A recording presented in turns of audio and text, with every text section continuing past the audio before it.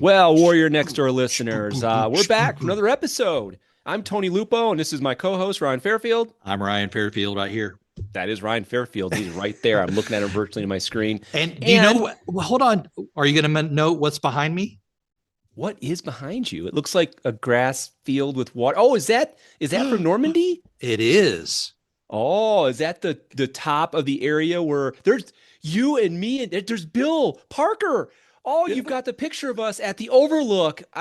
No, this is just you and me at WN60 looking down on Omaha Beach. Oh, that is badass. Yeah. So he would have landed to the left of that photo, right? Down the beach to the left. See your head next to you're standing by the revetment there. Yep. If you up the beach just a little bit from your head on the guy on the left. Yep. That would be about where he landed. Oh, roughly. All right. Well, we kicked this off in stellar fashion. We've got like this talisman of awesomeness, which is But you got to watch the YouTube video now of this totally for you awesome. to know what we're talking about. And the other thing we have awesome on tap today is, we're called the Warrior Next Door for a reason, because we have sourced almost all of our interviews from our own neighborhoods, our own circle of friends or people or veterans we've connected with. And that's true today. And we're going to feature a P-51 pilot named Glenn Crum, who would retire as a colonel in what would become the Air Force. When he got brought into the war, it was the U.S. Army Air Corps, of course. And what makes these interviews so special is that they're intimate, is that this isn't just us downloading something from the Library of Congress and pulling clips. These are people we knew. These are people we got to know. These are people that, we would often have a chance to visit after we interviewed them, unfortunately, sometimes at memorial services. But this dude was described by Ryan as a hometown hero. So Ryan, who is Glenn Crum and how did you get to interview him? Well, as listeners know, I grew up in central Illinois in a very small farming town named Palmyra, Illinois. It's probably 40 miles southwest of Springfield, in the middle of the cornfields, hay fields, bean fields, hog confinements of Macoupin County, Illinois. Yes, bucolic, isn't it? Bucolic, there you go. So I interviewed Glenn Crum.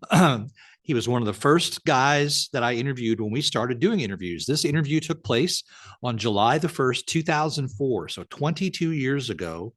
And I was a little bit, you could probably hear it in my voice at times, a little unsure of myself, a little nervous. And so I was asking some questions. I actually cut a lot of dead space out because I kind of stuttered a bit at times asking questions, because he was not really intimidating, but just, he's a full bird colonel. He was retired and fighter pilot. So this is the first fighter pilot that I'd personally interviewed. So I was a little awestruck. And I knew that, he had a lot of relatives in the area. So I was familiar with the Crum family. It's spelled C-R-U-M.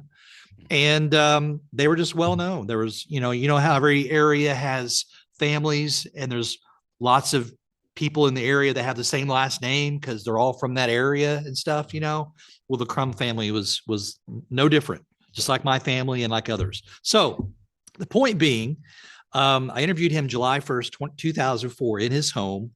And what was interesting about it is I'll tell you what, we'll play the first clip, and then I'll tell a little bit of a story about how I had met Glenn Crum prior to this interview years before. And I didn't make the connection that was the guy until I interviewed him. Oh, and that's great. So we're going to play a clip to help us set up the kind of the origin story. Okay, well, that's correct. All right, so here we go. So this is going to kick off Glenn Crum here. Can you state for the record your Air Force you're in, and the bomb group and tactical squadron and all that kind of stuff? Yes, I was in the 359th Fighter Squadron at Ipswich, England, and that was the 356 Fighter Group at Ipswich, England. The air base was called Martlesham Heath. Okay, great. We were close to the English Channel, the White Cliffs and all that. Can you tell me how you got involved in the military? Oh my, I love airplanes from the start. If an airplane came over the farm where I lived, I'd run out and just look at it as far as I could. Lindbergh was my hero. I couldn't believe that they'd do that. And I guess what really got me going was a local boy makes good. named Jamie Andrew from Palmyra. Oh. Jamie graduated from University of Illinois about 1926 with an ROTC scholarship, and they sent him to San Antonio to learn to fly, and he learned rather quickly. And one of his first escapades was to drive up into Pennsylvania and pick up this airplane. That's an LB-3. I think it stands for Light Bomber, twin engine airplane, This plane here. and fly it back to San Antonio. Great. Now, oddly enough, the route back from Pennsylvania to San Antonio does not come over Palmyra, Illinois, but that's where Jamie found himself. And oddly enough, when he got over Palmyra, Illinois, the engine started cutting out. He said, I better land this thing before it blows up. So he landed on the family farm. And all the neighbors came from miles around to see Jamie Andrew and his LB-3 airplane, including me. I was in my little one-room grade school up at Landreth near Modesto, Illinois. And Dad came up to get me in a borrowed car because we didn't have one. And he took me down to see that airplane. And that flying bug bit me that day. I knew I had to fly. I just had to fly because it was so beautiful. I walked around and around this airplane. I looked at the gun position. This was open, the nose place, nose gunner. And I wanted to be a gunner. And I kept walking around and I saw the mechanic changing spark plugs. I said, no, I'll be a mechanic. And I kept going around the airplane. Then I saw the pilot's compartment. I said, that's for me. And about 35 years later, I met Jamie, and we were both flying jets at that time. But that was my first airplane that I fell in love with. LB-3, Light Bomber. Unbelievable. Literally history came to him. The plane came to him. It basically not even crash landed. It had a distressed landing, a forced landing. It was not distressed. It was not. He was flying a bomber back from Pennsylvania. And as Glenn said, he found himself over Palmyra, Illinois. Oh, so the quote unquote engine trouble. That's exactly it. And where would he put it down? But on his family farm. That is so badass. Okay, so then everybody sees this military bomber come in and land on a farm outside of town. You got to understand, Palmyra, Illinois, nothing happens there that's good, at least. Okay, so I'm saying that I'm okay. That's bad to say it like that, but I'm just saying it's a small town. Not much happens. It's sleepy, and to have a military plane come in and land out there, that's crazy. So, what's amazing is he talks about this guy Jamie Andrews. Well, I heard the name Jamie Andrews when I was growing up, and one time I remember my dad and I were in his truck, my dad's truck. We were looking for one of my dogs that had run away. And so we were driving around out in the country. This is a few miles outside town. We drive by the Jamie Andrews farm, and he's outside pruning fruit trees. And Dad stops to talk to him. He's like, hey, have you seen this dog? Or, no. And, so start talking to this guy. Then Dad's like, yeah, he's a retired general. He retired a general. Wow. Jamie Andrews did. Okay. So then years later, I'm in my teen years and up to no good at times.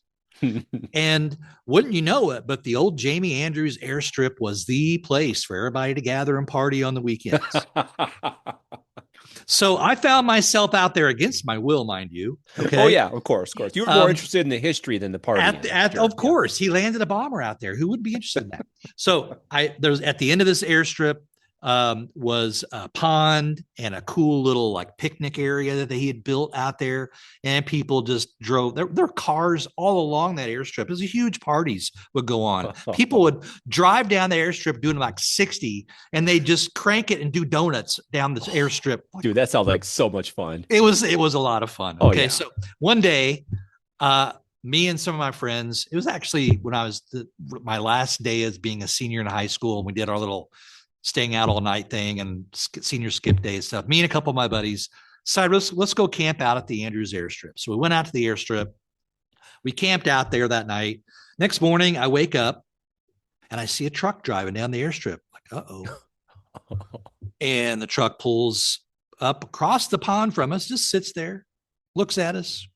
I'm like, oh crap, that's probably General Andrews. And he just turned around, drove back to his house, didn't say a thing to us, didn't accost us, didn't chew us out. He had every right to tell us to get the heck out of there. But I think he was like, these guys are just having fun. Yeah. I'll leave them alone. And then he remembered all the chicanery he did as a young man, including, yes, you know, breaking Army protocol and law, right? Landing quote unquote broken bombers in his backyard. Exactly. Like, well, this isn't nearly as bad as the shit I did. And he probably just drove away. So I always kind of had, even though I'd never really spoke to him face to face, I had great respect for the guy regardless. But then I was like, he must not be all bad if he, if he would let people do that stuff. Anyway, back to the story of him landing his bomber, though. Yeah. That story is widely known in the area. And it turns out that whenever they landed that bomber, it was muddy. Oh. And the plane sunk in the mud. Uh-oh. And they were having a heck of a time getting the thing out of the mud so they could fly it back down to San Antonio. Sounds like a story we've heard before with another pilot, but please continue. Yeah. And so they were trying to get that thing. They finally did get it out of the mud. They had to get tractors out and all that kind of stuff, and they pull it out. So anyway, that's that story. The other story, though, getting back to Glenn Crum. Okay. He tells this great story just now about meeting Jamie Andrews when he was a kid. Well, when I was probably, I don't know, 12, 13 years old, my brother-in-law was really my brother-in-law is a pilot, but he was also into like RC planes and stuff. Mm-hmm. So he'd build these planes out of balsa and built these really cool planes. We went out to the local airstrip, not the Andrews airstrip, but the one it's called Zillmer Memorial Airport. And he would fly his plane out there, off the side of the runway and everything. Well, a plane comes and lands out there, and these two guys get out of it. And lo and behold, it's Glenn Crum and his brother Wayne. Oh, now I didn't know Glenn at the time, and I didn't know that he was a World War II P-51 pilot. Oh, you just saw just a couple of guys just landed. That's all you knew. My dad kind of knew who he was. Like, oh, hey, Glenn, how you doing? Oh, I Wayne and stuff, And my brother-in-law's dad, who flew 100 missions in F-4 Phantoms in Vietnam, was there with us, and he knew him. Because all fighter pilots seem to know when there's fighter pilots around. Yeah. And so anyway, long story short, Glenn, we were talking about his plane, which was just a two-seater air coupe. The air coupes were built right after World War II. They were side-by-side cockpits. Mm-hmm. And they were made because they thought that people would start flying so much after the war because there were so many pilots that these would be kind of the next commuter sort of way to get around. Yeah. So these planes were stall proof. In other words, you could not stall them. They were made to not do that. They were just for fair weather flying and very easy to fly. They even had a steering wheel. Okay. Nice. Okay. So, and I don't know if they had foot pedals for rudders or not. It was very, very odd. But anyway, we were looking at his plane, and Glenn goes, well, come on, hop on in. I'll take you for a ride. I was like, I looked at my dad, and Dad's like, yeah, go for it, So I got in the plane with Glenn, and we took off, went flying around, and my brother-in-law had already been taking me up when he was with his plane, and he'd kind of give me some like flying lessons. My brother-in-law would. And so I never landed it or I never took off, but he'd have me fly it in the air. We do some certain little exercises and stuff like that. Well, Glenn doesn't know that I've ever done that. Yeah. He thinks I'm green as they come, which I was, but still I had a little bit, maybe 10 minutes of stick time or something, Right. And he goes, well, here, it's so easy to fly. I'll let you fly it. I'm like, okay. So I'm flying it, kind of like trying to impress him. Like, see, I know how to do this. And, so then he comes around and goes, this thing's so easy to land. I'll let you land it. You're like, wait a minute now. I was like, sir, I got to tell you, I've never landed a plane. Don't worry about it. I'm right here. I got you. And I'm thinking, who is this dude? Right. Well, he's a retired freaking colonel from the Air Force that opened Ramstein Air Base in Germany. Okay. Wow. So anyway, we come into land. We're coming in over my hometown, aiming towards the grass strip. He goes, now see that big dial on the dash there? That's the flaps. And when I tell you, just grab that dial and just rotate that wheel down, and that'll put your flaps down a bit. I'm like, okay, yeah. So I was coming in. He goes, okay, go ahead and pull those. I moved it, and it moved big. Yeah. And we went woof, and he's like, okay, I've got her. Let me grab the wheel here, son. I got I'm this. like wiping my head. I'm like, thank you. So anyway, little did I know until I met Glenn in this interview, I made the connection. I didn't tell him this, but I made the connection. This is the guy I flew with years ago, probably 18 years prior to that. And so anyway, it was just an interesting little circle of revelations that happened there and stuff. So anyway, I've taken enough time talking about me and how I knew him, but this is still, I thought it was a great story because he really was the warrior next door. I mean, another guy that had all this experience nearby. And anyway, it was just a fantastic sort of, and these people are in all of our lives, and that's why we called this show The Warrior Next Door. Right. So I think it's cool that you had that experience with him. So just really quick, how did you go from that experience 18 years ago to being able to record this interview? How did you approach him to conduct this interview? Wow. I think what happened was I got a hold of the local American Legion. Yep. And I asked them for a list of veterans that I could interview. Yep. And this was one of the guys that they gave me. Oh, so you were able to get the list and then call him as a member of the list, and then he agreed to meet with you and do the interview. Yeah, the same weekend that I interviewed Ralph Heddick, which was a series we did early on, and I interviewed a few other guys in Palmyra that weekend. This is the same weekend that I was home. It was around July the 4th. And this all happened right around that period. There's a lot of guys that were not interested in being interviewed or just wouldn't answer the phone altogether. So, that's how it goes, especially when you're cold calling, they think you're just a salesman, Right. So, well, that's cool. All right. Yeah. So what's the next clip going to feature, homie? All right. So the next clip here is essentially he enlists in 1942 into the U.S. Army Air Corps, and he takes us through his enlistment, his training, and everything like that. Cool. I managed to get into the Army Air Corps in 1942. I wanted to fly in the worst way, so I went up to the Federal Building on about the 10th floor, and I took the written examination, and I nearly failed it. It was very rough. But they flunked me on my physical. They said, you have high blood pressure, we can't use you. Going down in the elevator, there was a big sign that said, join your Air Force recruiter. I pressed a button, got off. Next day I was in the Air Force. Wow. That shows you something about personnel, procedures, and doctors, doesn't it? Yeah. So they sent me to Jefferson Barracks, which is near St. Louis. Mm-hmm. And we got on a train to correction. We stayed in Jefferson Barracks, there were several of us. We pulled up to JB from downtown Federal Building in a 6x. I've covered many miles in a 6x6 truck. That seemed to be the modus operandi for the Air Force. And we rode out to Jefferson Barracks. There were about 15 or 18 of us, I guess. We got there, a big old burly master sergeant with stripes from here to here came and says, where are the three smart bastards who think they're going to be pilots? Uh-oh. Three of us confessed. He said, well, come with me. We wondered what we had done so early to get court-martialed. We hadn't done anything wrong that we knew of. He took us into a tent and set us down at a table, each one of us at a table, and he said, you are now classification officers. Our regular clerks are overswamped. You're smart, you can do it. Here's a book. If a guy comes in and sits down and says he's a cook, give him this test. If he says he's a carpenter, give him this test. And that's why to this day there are square pegs in round holes. That lasted 3 days for us before we ever got a uniform. And this was basic training at Jefferson Barracks, how to march, how to salute, where were they going to do with us. And we stayed there 2 months, and they sent us off to Nashville. There we got some pre-flight training, but not much, about the same as Jefferson Barracks. We stayed there 2 months, and then they sent us on to Maxwell Air Force Base in Montgomery, Alabama.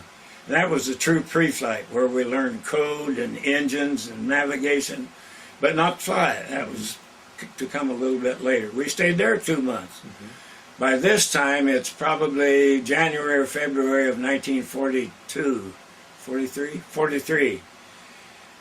And our next station at Maxwell lasted also 2 months, and then they sent some of us to Americus, Georgia, home of Jimmy Carter, to learn how to fly the first time. We flew the SNJ, or Stearman, PT-17s. We had 2 months there.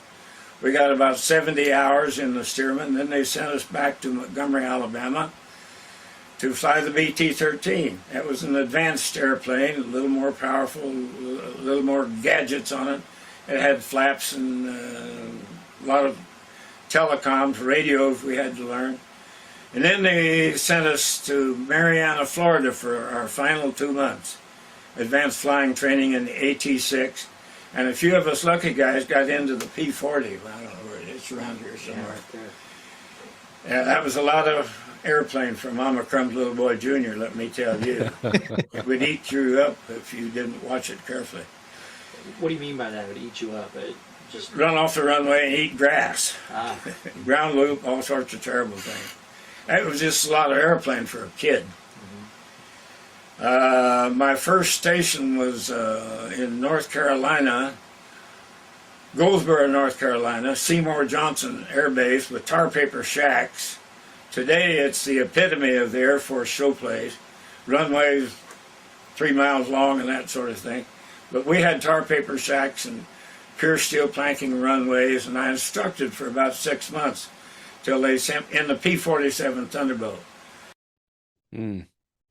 So I'm always amazed when I hear these guys talk about their training, all of the bases that they get sent to, and you wonder, no wonder it took them so damn long to get these guys through training. Yeah, absolutely. Because he got in 1942 and he doesn't end up going over to England until 1944, late 1944. Yeah. So really at least 2 years that he was in his training leading up to actually being deployed to a fighter squadron and everything. So, he mentioned the P-40, he mentioned a number of great planes there, classic planes, but the number one thing he mentioned that caught my eye, which was one he would later be flying in combat, is the P-47 Thunderbolt. Now, we've covered a couple of veterans now, a couple of different series of guys who flew the P-47.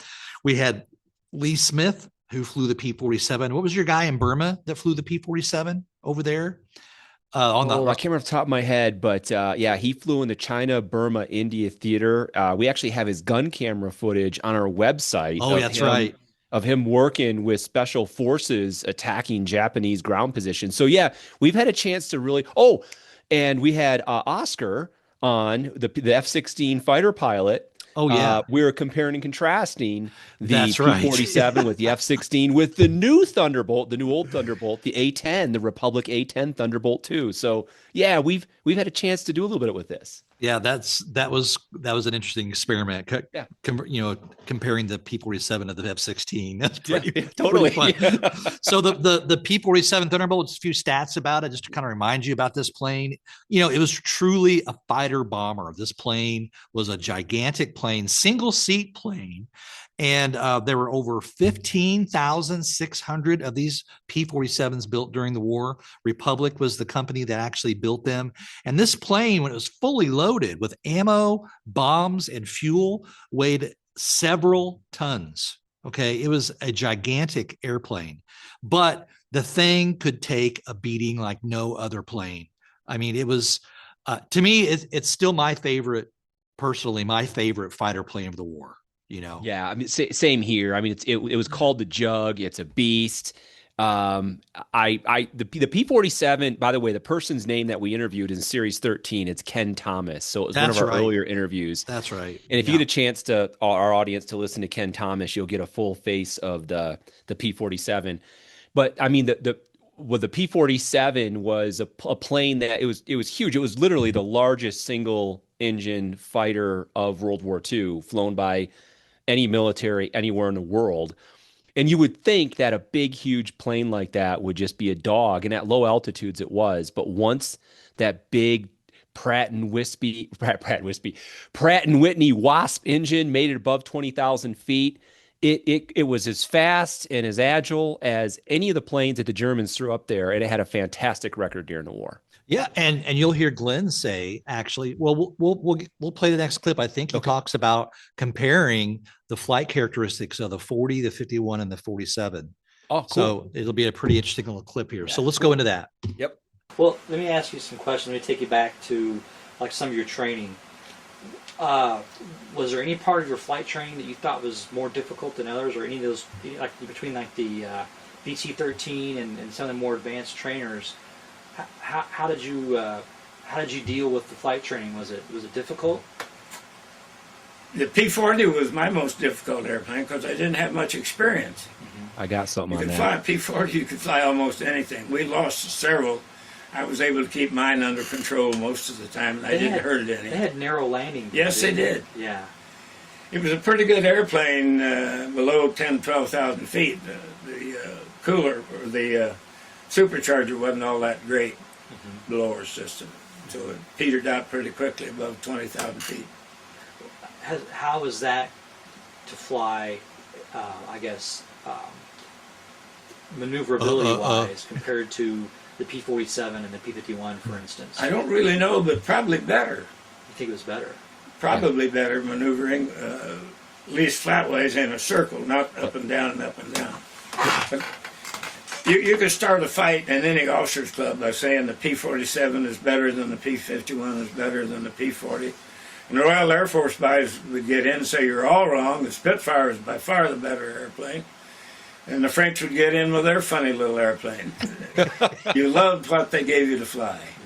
I never flew an airplane I didn't like. I've flown some 35 airplanes, I think.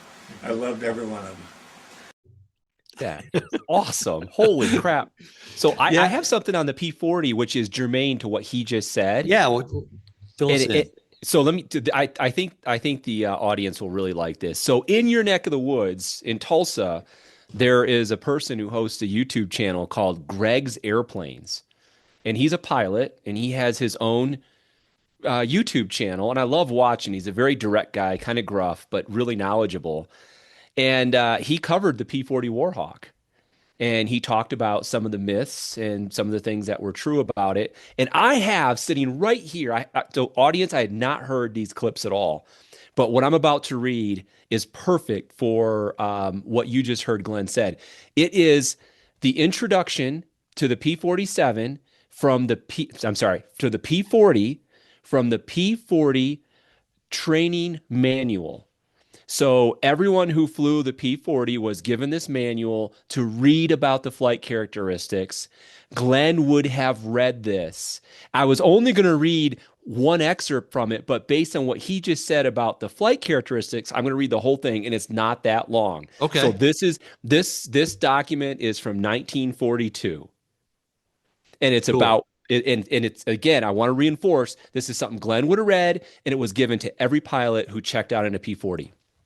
Let me zoom this up a little bit because I had to do a screen capture. It reads, you're a fighter pilot now. Your fingers are itching to get at the controls of a P-51 or a P-47. You may be a little disappointed that you have to spend a few weeks flying a P-40. Think about that. I wouldn't be disappointed. Right off the bat, they're like, I know you want to fly the P-40, the P-51 and P-47, but you got to fly the P-40. It continues. Well, don't be. When you learn to fly the P-40, there won't be a fighter you can't handle. The P-40 is no slouch to fly. It's fast. It's skittish. He already said. It responds like lightning to controls. The savvy you pick up flying the P-40 is going to make you a good pilot in any fighter. And in fact, it finishes by saying, true, no more P-40s are being sent to the war theaters, which was sort of true at this time, but not entirely true. I'm going to interject here. The U.S. Army Air Force always saw the P-40 as a stopgap airplane. It never saw it as a true frontline fighter, but yet it showed its versatility enough that it ended up being a frontline fighter through the entire war. But at the time that this was written, the idea was that they wouldn't be sending P-40s into theater, but they had to, and it continues. Instead, we are sending P-47s and P-51s and P-38s and even newer aircraft. We're sending them for good reason. They're better aircraft than the P-40. Wow. That is word from word, with a few editorial comments from moi, of the introduction. It literally, the heading is introduction for the flight manual to check out on the P-40. So the P-40 was much maligned, but what have we learned from that little piece right there? A couple of things. One, The Army always, the Air Force, I'm just going to say, instead of saying U.S. Army Air Force audience, I'm just Sure. going to say Air Force. It's Yeah, easier. it's easier. The Air Force saw the P-40 as a stopgap plane. It was introduced in 1939 before the United States was at war, but everyone else was, and people needed planes. And this is basically an interceptor. It was developed by Curtiss as a single engine, single seat, all metal fighter bomber and interceptor. The problem, and it was produced the third most produced fighter plane by the United States of the war, as Glenn mentioned, behind the P-51 and P-47. It was maligned because it never quite had the speed or the high altitude performance, wasn't even close to having the high altitude performance of the P-47, the P-51. In fact, the biggest issue that the P-40 had, it had a lot of parasitic drag from its airframe. It was a big, heavy, old airframe, 1939 airframe. The Ah, P-51s and the 47s were developed later. They were able to use newer technologies, newer materials, better wings. They were more slippery. So they never really had a cruising speed much above about 300 miles an hour, a max speed of about 360 to 380. When they put a Merlin in it, it helped it a little bit. But the Air Force decided, you know what, we're going to save our Merlins for the P-51 Mustangs. And they kept sticking this Allison V12 engine that had a single stage supercharger. The engine was fine. The supercharger was the problem. So if you have a single stage supercharger, that means it's on. It's forcing additional air into the manifold, compressing more air makes more power. But when you get at higher altitudes and the air gets thinner, you need to run that compressor at a different speed to be able to keep cramming the same amount of air in it to give you high altitude performance. A single stage blower can never do that. So it was never designed to compete with the P-47 or P-51 at altitude. It's a dog above 15,000 feet. But below it, it was not a dog. And in fact, one of the things that Glenn said and the introduction to that training manual said, they called it skittish and very responsive controls. It could outturn just about anything that we faced outside of the super light planes that the Japanese had, like the Zeros, in any theater. And when the P-40 Warhawk, which was called the Tomahawk and later the Kitty Hawk by the British, was introduced in North Africa, it replaced their Hurricanes. And the British were happy to have that replace the Hurricanes. These were better than the Hurricanes. And in fact, early in the war, 1939, 40, and 41, the P-40 in places like North Africa were a match for what the Germans and Italian had in their earlier marks of things like the Bf-109s. It wasn't until the later marks, the later models of the 109 started coming into theater that the P-40 started getting outclassed. And it was never entirely outclassed in the theater that it was most known for, which is in the Pacific, in the China, Burma, India theater. And in fact, based on wartime claims, over 200 Allied fighter pilots from the UK, Australia, New Zealand, Canada, South Africa, the US, and the Soviet Unions became aces, over 200 aces in this much maligned airplane. And at least 20 of those were double aces. And it was flown by over a dozen countries. So people are starting to look at the P-40 a little differently now. I think everyone recognized it didn't have the same performance envelope as a 41, I'm sorry, as a P-51 or 47. But they're starting to realize, you know what? It was good enough. It had, with the right pilot, the right training, the plane could achieve its mission as a fighter in many of the theaters, in all the theaters really, except for the high altitude dogfights over Europe. And it would develop by the British as a fighter bomber during World War II. And I got one more little piece of information. I think everyone has seen the famous P-40 photos with the shark's teeth underneath the chin, which is the radiator guard for the P-40. And there's a lot of stories out there about where it came from. I thought it came from the Flying Tigers, which was an all-volunteer American fighter group that fought for China until the United States entered the war in December of 1941. The United States didn't copy it from them. In fact, it wasn't even copied from the British. It was actually copied from the Germans. So oh, here's what it really? reads. Yeah, it was copied from the Germans. So The British number 112 squadron of the Royal Air Force was the second squadron to receive these P-40s in North Africa. They were among the first to operate them, but the second one after the 250th. And the unit was the first Allied military aviation unit to feature the shark mouth logo, but it was copying similar markings on some Luftwaffe Messerschmitt's Bf-110 twin-engine fighters. So the OGs, the one who put the shark mouth on their engine cowls the first time, was actually the Germans in the Bf-110s.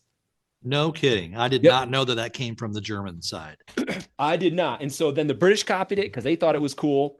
I think it looks cooler on the P-40 than the Bf-110. Oh yeah, that front end is made for that shark look. 100%. I mean, it's perfect for it. Just getting back real quick before we move on, Yep. It makes total sense now because I always wondered why the P-40. I always heard there was that V12 Allison that was, underpowered, and even the early Mustangs had the same Allison engine in it.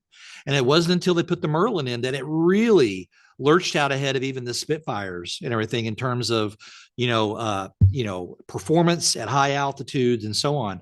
But I always wondered why the P-40 was so maligned and everything. But it makes sense now. It is older technology. I mean, heck, when Pearl Harbor happened, the P-40s were what got airborne there at Ford Island from some of the bases nearby to actually engage the Japanese during the attack. And I think there are even some Brewster Buffaloes that were around that were even more clunky, Yeah. And in fact, the Brewster Buffalo, I think, is often widely cited as the first all-metal monoplane fighter that we adopted. And it was the P-40 was the second one. And the Brewster Buffalo fell out of service very quickly. It was seen as a dog. And the P-40 was adequate for its time. No matter what they did, basically what happened to the P-40 over time, its development, is every time they would add stuff to it, it made it heavier. So they'd put a more powerful engine in it, but then they'd add armor. Then they'd put a more powerful engine in it, and then they'd add self-sealing tanks. And it went on and on and on. So it never really became this 400 plus mile an hour super thing. The other thing, the plane was never good in a climb in any of its configurations. Its strengths were typical American strengths, which is as good in a dive and it was very rugged. It would handle turning flights at lower altitudes as good as anything we produced, but it couldn't do anything else as well as the Mustang or the Thunderbolt. But every time they tried to shut down the factory line, the assembly line, the Australians and New Zealanders, the Canadians, the Americans, we kept ordering more, and we would produce them almost until the very end of the war.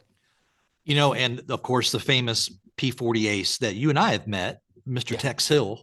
Yes. God rest his soul. But that guy flew the P-40 with the American Volunteer Group under Claire Chennault over there in China and shot down over 18 Japanese planes with that plane. That unit, more than any other one, when I did my research on the P-40, they had a 25-to-1 kill ratio. They shot down over 290, almost 300 Japanese aircraft in China.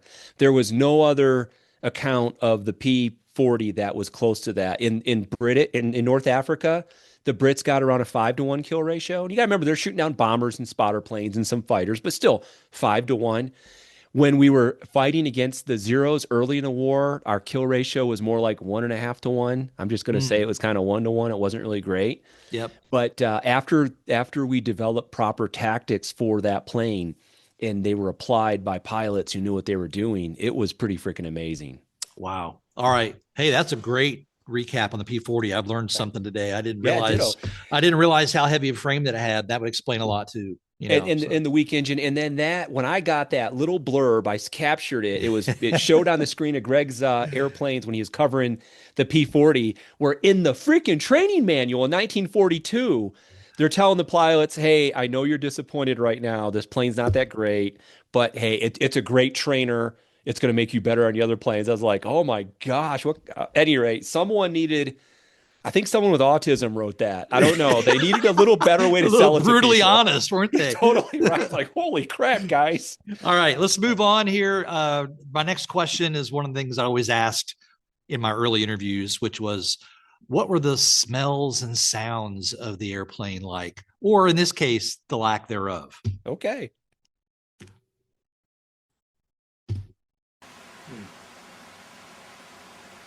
Can you describe for me the smells and the sounds of flying some of your fighter planes you've flown? I mean, are there any of them that just had their own personality about them? Well, we always wore a pretty tight-fitting helmet and constantly on an oxygen mask, so you're not going to smell much. Hopefully. If you do, you got a leak somewhere. Sound, you don't hear much sound either until it starts cutting out. Poop, pop, bang, and you hear that pretty quick. I bet you do. P-51 mine was famous for cutting out. I'll give you a cardiac, man. Particularly over the channel, because that's over your head. Wow.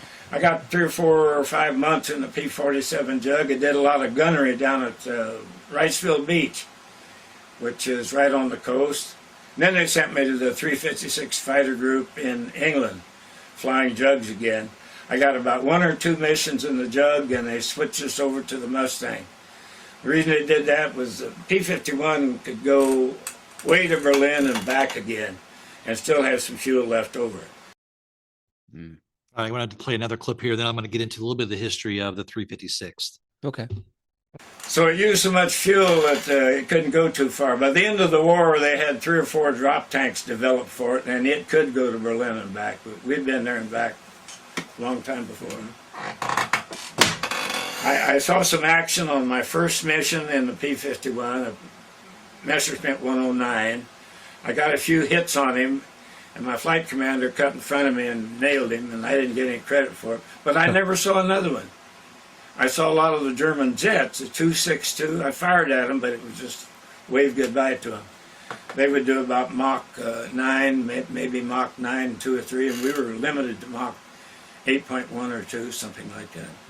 The Jug and the P-51 are about the same performance-wise, except for range. The P-51 would far outrange it. Lighter airplane, more fuel-efficient engine, and so forth. So before you get into the unit history, so you asked the questions about like the smells and all that, and I like those. We've got a wide range of answers so far. One says that bombers smell like a new car. Another one said it smelled like vomit, and this guy said that it didn't smell like anything. So I think it's worth asking. Well, and that's the thing about it. A lot of these guys, their own I guess personality comes out of these answers. And he's like, well, you can't hear anything because you got the damn headset on, and you can't smell anything because you got an oxygen mask on, but you can sure tell when the engine cuts out. You'll hear that. Okay, so real quick, just a little bit of a background. He talks about being transferred to the 356 Fighter Group, and he was actually in the 359th Fighter Squadron. So there were 3 squadrons in the 356th Fighter Group. There's a 359th, 360th, and the 361st. So the 356th Fighter Group actually went over to England, and their first mission was flown on October the 15th, 1943. Now, Glenn would not arrive until November. Well, actually he says around September of 44 during like the Market Garden. So that account, he said we saw the 109 would have been around, it would have been well after D-Day, September, basically fall of 44. That's correct. And I'm going to read it. I'm going to read that account that's in this great book I've got on the 356th. And I'll give you a summary of what happened and everything. So, cool. But first of all, their final mission, they flew 407 missions in total. And their final mission was May 7th, 1945. This could easily be a summary also, but I just want to state that they would end up shooting down 277 planes, but their main principle as a fighter group was not to tally up kills on fighter planes. They weren't the kind of group that was going to go out and chase fighter planes. They took very seriously their role as bomber escorts. And so what they would do is they would only take on the planes that were coming after the bombers right then and there. And they would escort the planes over and they would escort them back. So because of that, they had a pretty low kill ratio. I mean, they were known as kind of a hard luck outfit because of that stat alone, that their kill ratio was rather low compared to some of the other squadrons and other groups that were really more and had more aces. They only had 1 ace in this fighter group. Okay. So it's an interesting thing how they're, each group has their own priorities and how they're going to run things and how they're going to do things. Now, I wonder if that really is the commander's choice, or is it or are these groups dictated? Okay, you guys are going to be more flying in support to go after chasing the fighters down, or these guys are going to stay close to the bombers? Well, Ahead, so Tony. really quick, like the Tuskegee Airmen, I think they were the 332nd. They were known for having a command structure that said, "Don't you dare leave those bombers out there." And we're going to talk about casualty rates a little bit later with the bombers versus fighters. And they were right to do that because they were getting bled dry. And I think that that's probably what happened. I think when we interviewed Obie O'Brien, and he was part, I think, of the 357th fighter group, they were known to be like ace hunters. They went and shot down freaking airplanes. Mm-hmm. So I think you're right, Ryan. I think some of the leadership structure of the various groups had different mindset of what success meant. Different mission statements, basically. Yeah. And for them, it was like, I don't want a single fighter to fall to, not a fighter. I don't want a single bomber to fall to enemy fighters. You escort them all the way there and back. Right. Yeah. Good point. One of the things I'm reading from here, there's a great book. Let's see if I can get it to focus. Oh, I got it now. The 356 Fighter Group in World War II. Yep. And it goes through mission by mission, fighter squadron by fighter squadron, personnel lists, and everything. All of Glenn's missions. I don't know if you can see them on the video here. I've got them all color taped here. He flew 40 missions in the war. Okay. Yeah. Now, Glenn would not arrive until, as I mentioned, fall of 1944. But he mentioned that he thought his first flight was sometime maybe around Market Garden. But as I go through this book, it turns out his first flight was actually around November the 11th of 1944. And so this unit, the 356th, was primarily a P-47 outfit until November of 44. And they transitioned over to P-51s. Mm-hmm. So at that point, from November 11th through the 19th of 1944, the 356 stood down while they made the transition from 47 to 51. So the 47 was being phased out. Okay. Although they had used it to great success for the previous 13 months. So when you start moving along here, on November, let's see, he flew on November the 20th. That was his actual documented first mission, was November the 20th. And, basically that was, they were kind of feeling out the P-51. They just did a loop down around the coast over into enemy territory and came back and everything. There wasn't a whole lot that went on with that one, but on November the 27th, which by the way is my birthday. Oh, all right. 1944, 25 years to the day that I was born. Kind of eerie, don't you think? It's kind of eerie, actually. I could say some controversial stuff, but I'll keep my mouth shut. Okay, so November 27th, this is the mission where he talks about getting a hit on the ME-109 and his commanding officer cutting him off and getting the kill. So Major Wood led a fighter cover from around 10:30 in the morning till about 2 o'clock in the afternoon. Right after takeoff, Lieutenant Oldenwald of the 359th lost power and crash landed near the base. This happens a lot when you read these summaries of each missions. There's guys that are they're aborting for certain reasons. They're having mechanical issues. Yep. The rest of the pilots crossed in at around 11:23 a.m. near The Hague, but the 359th fighter squadron was never located. Instead, the 359th was vectored to Munster, where 2 gaggles of German planes were engaged. The 361st swept to Munster without incident, and it and the 360th crossed out at 1:19 p.m. south of The Hague.